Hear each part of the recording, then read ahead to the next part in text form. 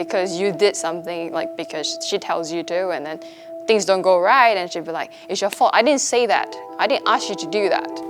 When I chose to bully people, it kind of also feel good in a way that I'm in control and in power kind of thing. Actually, like, just ended a relationship a few months back. A lot of like blaming, like, you're not doing enough and I'm not doing enough. Perhaps my words affected his confidence.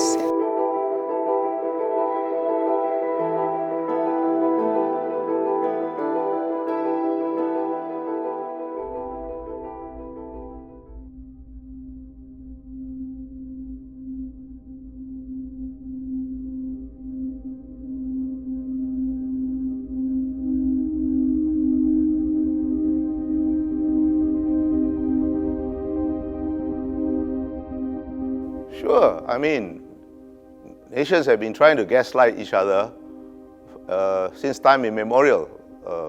Of course, the term didn't exist then, but they have been trying to manipulate psychologically other nations ever since there was international relations.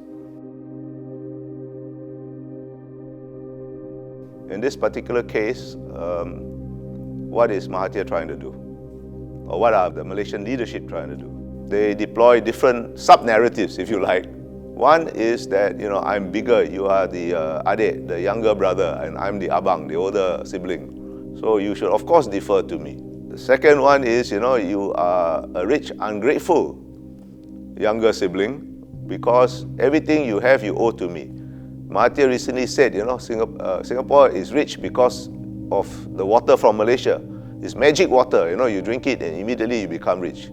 If that's so, why don't they drink their own water, instead of buying from us?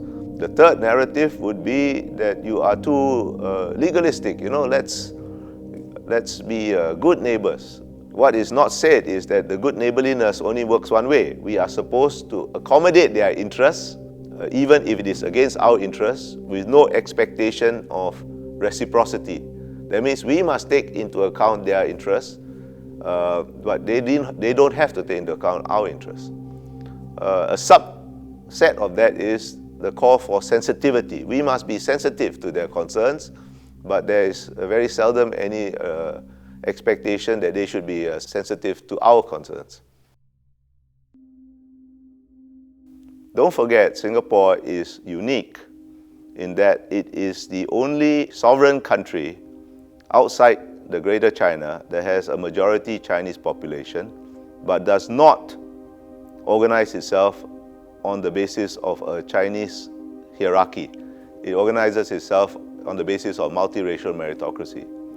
Now that is, in a sense, an intolerable situation to Malaysia, which would prefer us to accept the kind of relationship with them that the Malaysian Chinese seem to have accepted vis-a-vis the Malay political leadership.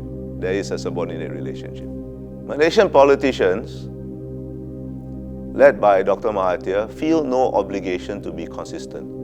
Don't forget, a lot of times when they say things, it is meant as much as for their own people as for us. So, yeah, sure, nations can gaslight each other, at least they can try.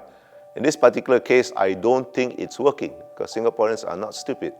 It's quite patently obvious what they're up to. Now that you know this is happening, don't let it influence you. You can only be gaslighted if you are unaware that this is going on. If you are aware that somebody is trying to manipulate you psychologically, you must be particularly obtuse to allow yourself to be manipulated once you are aware. Be confident. We are strong, therefore we can be restrained. We are strong not just militarily, our economy is strong, and most of all, remain united. Because as long as we are cohesive, as we hold together, all this cannot work. Thanks for watching the Bully Playbook.